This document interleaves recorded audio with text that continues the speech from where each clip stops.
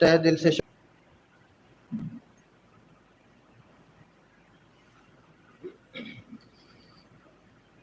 अस्सलामु अलैकुम वरहमतुल्लाहि वबरकातुहू। हामिदुन व मुसल्लिन अम्मा बाद। मुअज़्ज़ज़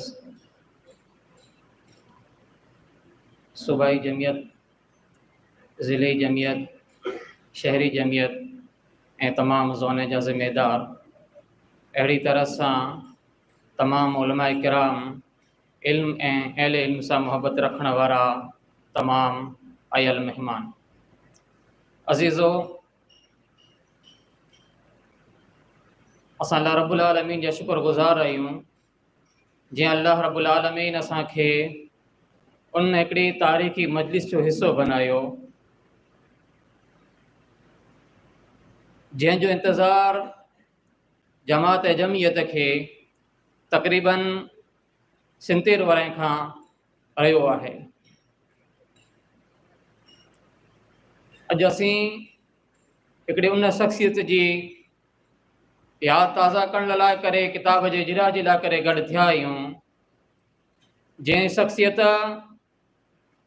कुफ़्र ऐं गुमराही जे उंधारे में तौहीद जो ॾियो ॿारियो, जंहिं शख़्सियत जिते अल्लाह खे छॾे ॿिए खे पण सजदा थींदा हुआ उते अची करे हिकिड़ाई ॾांहुं वारियो, उहो शख़्सियत हुई मौलवी अब्दुर्रहीम बचमी रहमतुल्लाह अलैहि जी।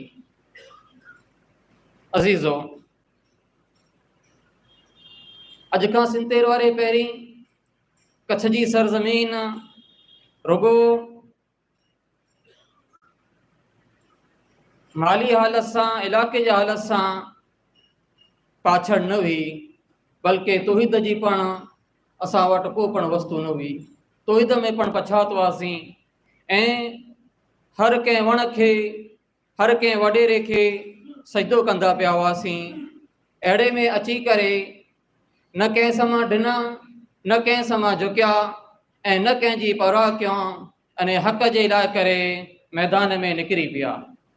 रब धणी मौल साहब खे उहो साथी अता कया जेको हर वक़्तु हर टाइम मौल साहब जे कुल्ले सां कुल्लो मिलाए करे तौहीद जे दावत जे लाइ करे पेट जी जान माल हर वस्तु कुर्बान करण जे लाइ करे तैयार हुआ। पण अफ़सोस, अहिड़ी अज़ीम हस्ती असांखे मिलई, अहिड़ा रहबर, अहिड़ा साथी मिलिया, पण उन जी ज़िंदगी जे बारे में असां वटि को पण अॼु સુધી मुस्तक़िल किताब न हुई। अमोक अहिड़ा चंद मज़ामीन हुआ, पण अहले इल्म जे दिलि में हमेशह इहो ख़्यालु हूंदो हो त हिनखे कंहिं हिकिड़ी किताब जी शक्ल में आणियो वञे। जमात जमियत जे ज़िम्मेदार ऐं वक़्त जे लिहाज़ सां हर भरपूर कोशिशि कई, पण ख़ैर रब खे जंहिं वटां कमु गिणणो हुए थो अल्लाह उन वटां जो कमु गिने थो।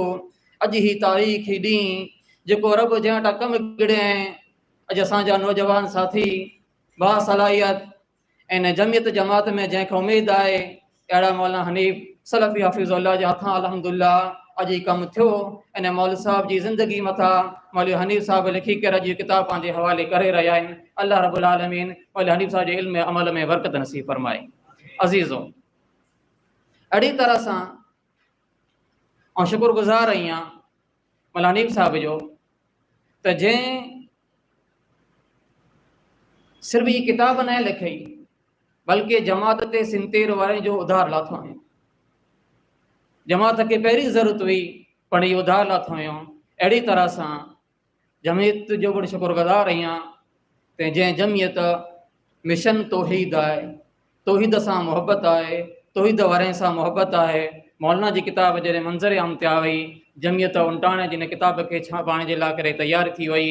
इन जमियत इन ॻाल्हि जो मैसेज ॾिने आहे त तौहीद सां हमेशह मोहब्बत आहे ऐं रहंदी, अने तौहीद वारे खे किथे पण ज़रूरत पई त जमियत हाज़िर आहे। अहिड़ी तरह सां ये किताब असांखे इहो पण पैगाम ॾिए थी, ये किताब हिकिड़ी किताब आ वई आहे, अञा असां ते घणी शख़्सियतुनि जी उधार बाक़ी पई आहे।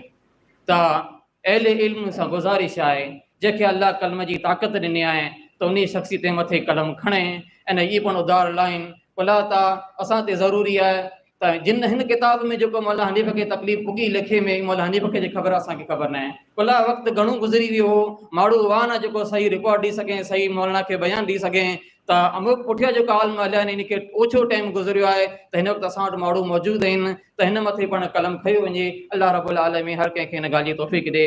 ने आख़िर में छले में असांजा जेको फ़ारिग थी करे भाउ विया आहिनि, अलाह रब्बुल आलमीन उन जे हौसले खे बुलंद करे ऐं उहो पढ़ाई मां फ़ारिग न थिया बल्कि मदरसे जी 4 दीवारी मां फ़ारिग थिया आहिनि। इल्मु उन लाइ करे अञा बाक़ी पियो आहे। उनखे जेको सनत जुड़ई आहे इल्मु पूरी थी जे न जुड़ई, उनखे जेको सनत जुड़ई आहे से घुरिजी आहे, किताबनि जी चावी मिलई आहे। त उमेदु आहे त इनशा अलाह मदरसे में निकिरी करे इन इल्म में पिण अञा वाधारो कंदा ऐं जमात जमियत खे जेकी फ़ाइदो ई पुॼाए सघंदा इनशा अलाह हिन में पिण हमेशह अॻिते रहंदा। अलाह रब्बुल आलमीन खां दुआ आहे त इलाहुल आलमीन ही जेको मजलिस क़ाइमु थी आहे मौलवी अब्दुर्रहीम पछमी रहमतुल्लाह अलैह जे किताब जे इजरा जे लाइ करे जेको किताब लिखी हुई आहे त अलाह रब्बुल आलमीन इन किताब खे मौलवी साहब जे लाइ करे सदगुज़ारियो बनाए ऐं असांखे हमेशह तौहीद वारनि सां मोहबत करण वारो बनाए, जमात जमियत सां हर वक़्त खे साथ ॾियण वारो बनाए। वस्सलामु अलैकुम।